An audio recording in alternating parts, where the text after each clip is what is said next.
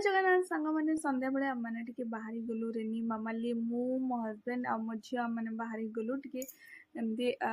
संध्या बेले टिके स्नैक्स वगैरह रोल फोल खाया पई त आमे जाई चिल्लीज पाकर पहुंची गलु एठी हमर बहुत बढ़िया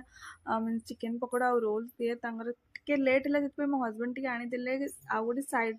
स्टॉल कबाब आ सेटा बहुत टेस्टी हेतला मु तो कबाब सेटा खाई नथिली बट मो भाबली नाही भल लागन बट टेस्ट कली मते बहुत बढ़िया लागला निश्चय सेठी आउथरे जाई खाइबी तापरे हमर एठी रोलटा पई से माने प्रिपेयर करूथिले रोलटा हमर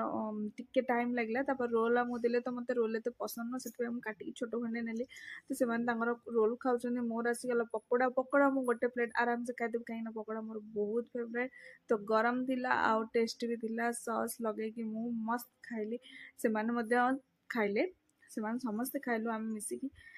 पकोड़ा आ से माने सब रोल खाउथिले तापरे हम माने घर पळाइसलु प्लीज मो चैनल को